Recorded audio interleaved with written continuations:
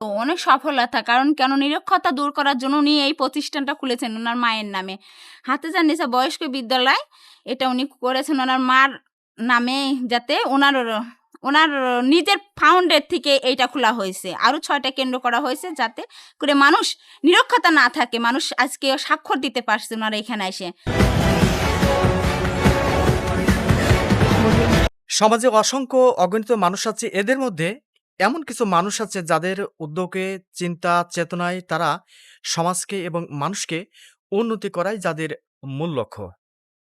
প্রিয় দর্শক, আমি কুমারখালী চড়াইকল বয়স্ক নেশা বিদ্যালয়ের কথা বলছিলাম।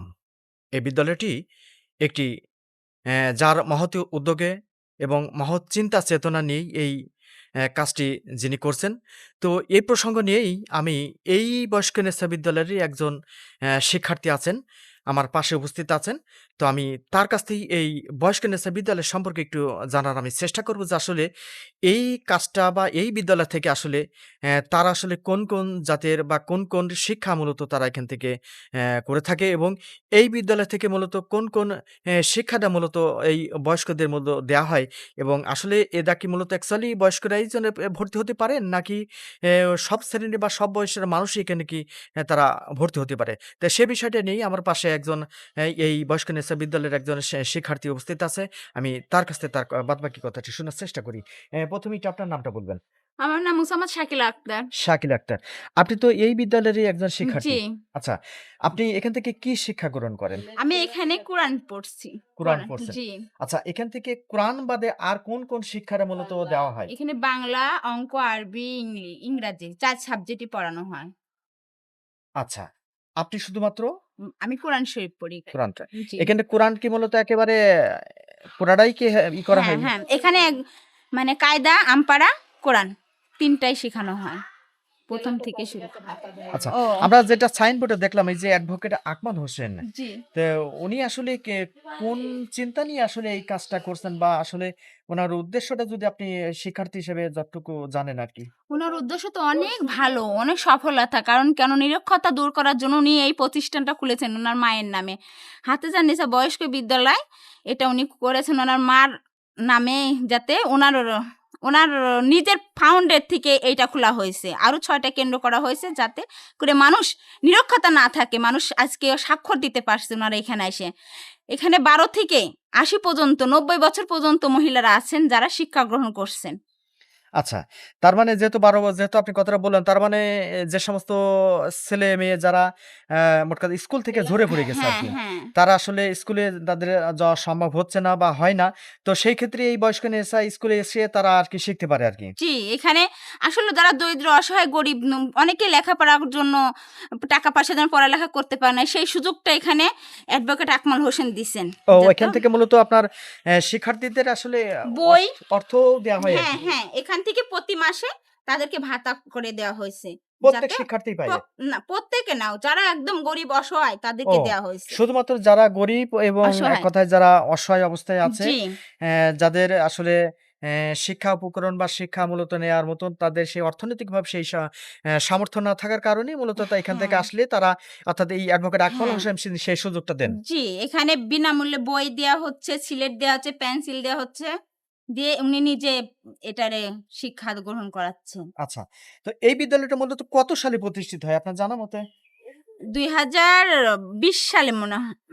২০ ২০২০ সাল না ২২ সালে ২২ সরি। সালে। তো ২২ আপনি সালে। শুরু থেকেই কি এখানে আছেন? না আমি আজ ৭ মাস হলো এখানে ঢুকেছি। ঢুকেছেন আরকি। জি।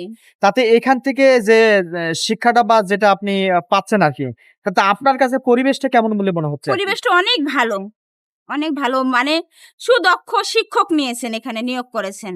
সুদক্ষ শিক্ষকরা যারা পড়ালেখা করান ওরা খুব মানে মানুষকে হাতে ধরে শিখাচ্ছে। যারা পারে না তাদেরকে হাতে ধরে শিখানো হচ্ছে। তাতে আপনার মতে এই জাতীয় যেহেতু এই প্রতিষ্ঠান তো শুধুমাত্র একটাই নাকি ইনার আরো আছে? জি না এটা বাদে আরো ৭ টা শাখা খোলা হয়েছে। ইনিই একটা মানে শুধু এইটাই নাই আরো ৭ টা এমন ৭ টা প্রতিষ্ঠান হ্যাঁ, আছে? কুমারখালীতেই খোলা হয়েছে ৭ টা শাখা। আচ্ছা। তাতে তো মোটামুটি এলাকার মোটামুটি ভালো সাড়া পাওয়া যাচ্ছে। জি। এখানে এলাকার লোকজন সব উদ্যোগ নিয়ে এখানে পড়ালেখা করতে আসে সবাই। সর্বশেষ একটা কথা বলে আপনি শেষ করবেন যে আসলে এই যে প্রতিষ্ঠানে যে বয়স্ক নেশা যেটা আসলে আপনি যেটা বললেন যে আসলে সমাজে যে সমস্ত পিছিয়ে পড়া মানুষের বিশেষ করে যারা দুস্থ অসহায় মানুষ আছে জি।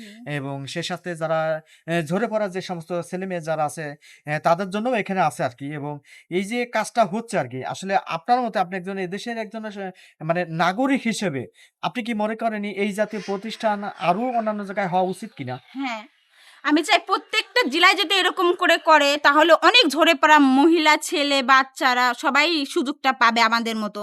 যেমন আমরা পেয়েছি এখানে কুমারখালীতে এরকম যেন অনেক জায়গায় হয়। এই সুযোগটা যেন সবাই পায় বাংলাদেশে। আচ্ছা, আচ্ছা।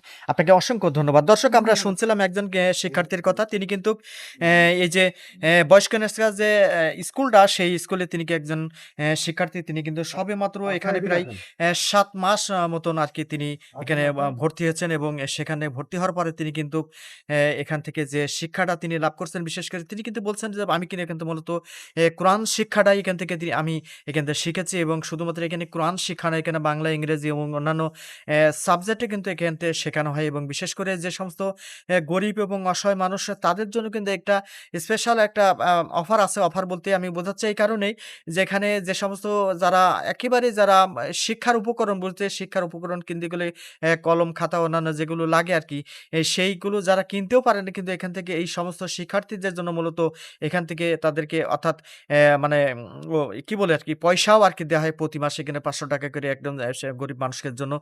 পাশাপাশি যে সমস্ত ঝরে পড়া যে সমস্ত শিক্ষার্থী আছে, যারা স্কুলে যেতে পারে না তাদের জন্যও কিন্তু আরো এখানে এসে এই সে বয়স্ক নেছকে বিদ্যালয়ে কিন্তু সেই ভর্তির ব্যবস্থা করা হয়েছে এবং এখান থেকে সেই কাজটা করা হচ্ছে।